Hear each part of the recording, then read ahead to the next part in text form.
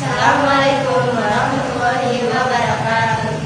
Perkenalkan, nama saya Zaida Sarah Aziza dari kelas 11. Sebelum membahas lebih dalam jaringan tumbuhan dikotil dan monokotil, kami akan menjelaskan apa itu spermatopita. Spermatopita adalah tumbuhan berbiji atau kelompok tumbuhan yang menghasilkan biji. Pengertian lain spermatopita adalah kelompok tumbuhan yang berkembang biak melalui biji. Biji terbentuk sebagai hasil dari pembuahan yang melibatkan alat reproduksi generatif. Spermatopita terbagi menjadi dua kelompok besar. Yang pertama adalah Gymnospermae. Gymnospermae berasal dari kata gymnos yang berarti telanjang atau terbuka dan kata spermae yang berarti biji atau bakal biji. Sehingga Gymnospermae adalah tumbuhan berbiji telanjang atau terbuka. Kemudian yang kedua, ada Angiospermae yang berasal dari kata angios atau tertutup dan spermae yang berarti biji. Sehingga Angiospermae adalah tumbuhan berbiji tertutup. Angiospermae adalah kelompok tumbuhan berbiji tertutup. Artinya biji mereka dilindungi oleh ovarium yang kemudian berkembang menjadi buah. Angiospermae ini sangat beragam dan merupakan kelompok tumbuhan yang paling banyak ditemukan di bumi. Hampir semua tumbuhan yang kita temui sehari-hari termasuk dalam kelompok ini, seperti pohon buah, bunga, hingga tumbuhan padi dan gandum. Angiospermae juga terbagi menjadi dua subkelompok berdasarkan struktur bijinya, yaitu dikotil dan monokotil. Kedua kelompok ini memiliki perbedaan yang penting dalam hal morfologi dan cara tumbuhnya. Monokotil adalah tumbuhan yang berbiji dengan satu kotiledon. Ketika benih berkecambah, embrio mempunyai satu daun biji. Sesuai dengan namanya, mono berarti tunggal dan kotiledon berarti daun tunggal pertama yang dihasilkan oleh benih tanaman yang sedang tumbuh. Sementara dikotil adalah tumbuhan yang berbiji dua kotiledon. Embrio tanaman memiliki dua daun biji yang berbeda tampilannya dengan daun dewasa. Tumbuhan ini mempunyai dua atau sepasang daun pertama atau daun embrio yang dihasilkan oleh benih tumbuhan yang sedang tumbuh. Embrio mengandung sepasang daun, meskipun bukan daun asli, tetapi memiliki semua nutrisi penting untuk pertumbuhan tanaman. Perbedaan dari tumbuhan monokotil dan dikotil antara lain sebagai berikut. Yang pertama adalah akar. Tumbuhan monokotil umumnya memiliki akar serabut. Akar ini berbentuk banyak serabut kecil yang menyebar ke segala arah di dalam tanah. Struktur ini membantu tumbuhan monokotil dalam menyerap air dan nutrisi secara cepat, terutama di lapisan tanah yang lebih dekat ke permukaan. Akar dikotil memiliki akar utama atau akar tunggang. Akar tunggang ini biasanya besar dan mampu menembus ke dalam tanah dengan kuat, sehingga tumbuhan dikotil sering lebih stabil. Yang kedua, batang. Batang setiap tumbuhan mengandung jaringan pembuluh darah yang membantu pengangkutan berbagai nutrisi dan sinyal komunikasi antara berbagai bagian tanaman. Jaringan ini terdapat dalam ikatan dan tersebar secara berbeda pada tumbuhan monokotil dan dikotil. Batang pada tumbuhan monokotil biasanya tidak memiliki kambium, sehingga tidak dapat tumbuh melebar seperti pada tumbuhan dikotil. Batang monokotil cenderung lurus dan tidak bercabang. Contohnya adalah batang pada tanaman bambu atau jagung yang lurus dan ramping. Batang dikotil umumnya memiliki kambium. Kambium adalah lapisan jaringan yang membantu pertumbuhan batang ke arah samping, sehingga batang tumbuhan dikotil bisa bertambah besar seiring waktu. Ini yang menyebabkan banyak pohon besar dan kuat, termasuk dalam kategori dikotil. Di sini kita juga dapat melihat tumbuhan monokotil dan dikotil memiliki susunan berkas pembuluh yang berbeda. Batang monokotil memiliki berkas pembuluh yang tersebar. Pada batang monokotil, ikatan pembuluh tersebar di seluruh jaringan dasar. Jaringan pengangkut tersusun menjadi berkas-berkas xilem dan floem yang tersebar di seluruh jaringan dasar. Sementara itu, batang dikotil memiliki berkas pembuluh yang tersusun melingkar. Pada batang dikotil, ikatan pembuluh tersusun membentuk cincin. Selain itu, pada tumbuhan monokotil, floem terletak lebih dekat ke bagian luar batang, dan xilem terletak lebih dekat ke bagian dalam batang. Sementara pada dikotil, di dalam berkas pengangkut, xilem terletak di dalam cincin kambium dan floem terletak di luar cincin kambium, disertai oleh jaringan dasar sklerenkim. Jaringan dasar yang terletak di dalam cincin kambium disebut empulur.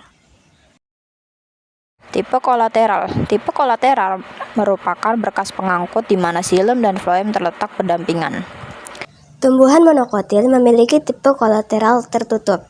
Tipe kolateral tertutup terbentuk bila antara xilem dan floem tidak terdapat kambium, tapi memiliki parenkrim. Berkas pengangkut tipe kolateral dikelilingi jaringan sklerenkim yang sering disebut sebagai sesudah berkas pengangkut. Tumbuhan dikotil memiliki tipe kolateral terbuka. Pada tipe ini, antara xilem dan floem terdapat kambium. Kambium ini tersusun seperti cincin. Selanjutnya adalah daun. Tumbuhan monokotil mempunyai daun yang disebut isobilateral. Artinya kedua sisinya terbuat dari jaringan yang sama dan tampak sama jika dilihat dengan mata telanjang. Daun pada tumbuhan monokotil biasanya berbentuk panjang dan sempit, dengan tulang daun sejajar. Ini memungkinkan air mengalir dengan mudah sepanjang daun yang sangat penting bagi tumbuhan yang hidup di lingkungan dengan banyak air, seperti tanaman padi. Daun monokotil memiliki venasi paralel, urat-urat di dalam daun sejajar satu sama lain dan tidak terjerat atau bercabang. Daun pada tumbuhan dikotil biasanya berbentuk lebar dengan tulang daun menyirip seperti bulu burung atau menjari seperti daun singkong. Tulang daun ini memberikan struktur yang kuat dan memungkinkan distribusi air dan nutrisi secara efisien ke seluruh bagian daun. Daun dikotil bersifat dorsiventral, artinya memiliki permukaan atas dan bawah yang berbeda tampilan dan strukturnya. Tumbuhan dikotil mempunyai venasi retikulat. Daun dengan venasi jenis ini memiliki urat-urat yang berpangkal satu sama lain di seluruh daun. Yang keempat adalah bunga. Bagian bunga pada tumbuhan monokotil biasanya berjumlah kelipatan 3. Contohnya adalah bunga pada tanaman anggrek dan bunga lili.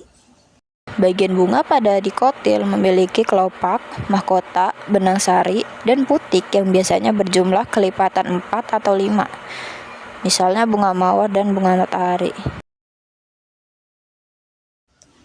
Contoh dari tumbuhan monokotil adalah jagung, kelapa, nanas, bawang, dan pisang.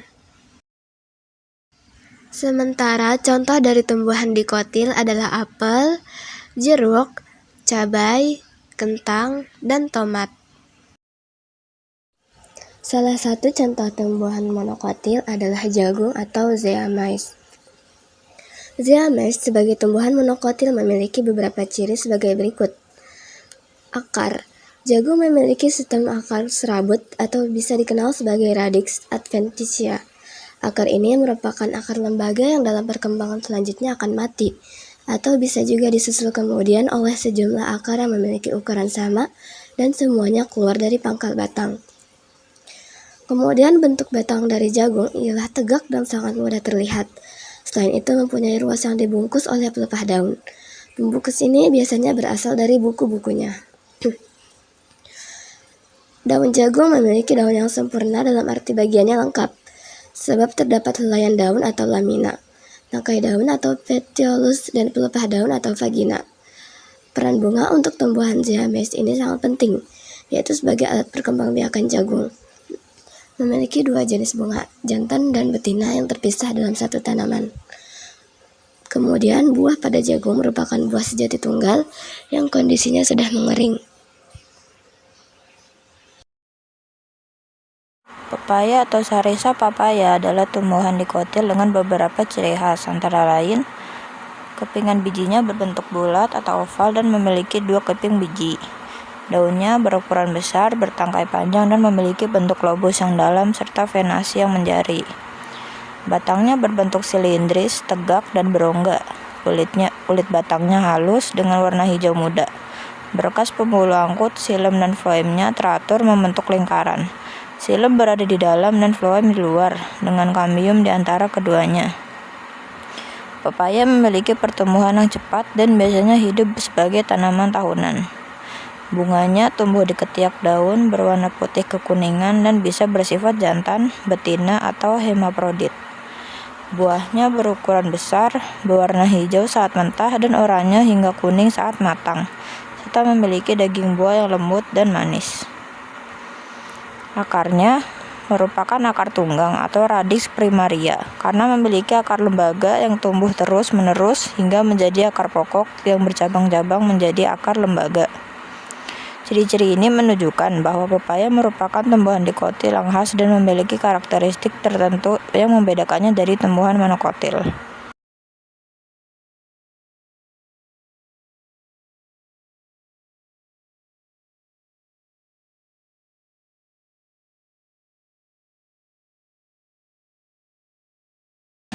Sekian penjelasan dari kami tentang jaringan tumbuhan monokotil dan dikotil.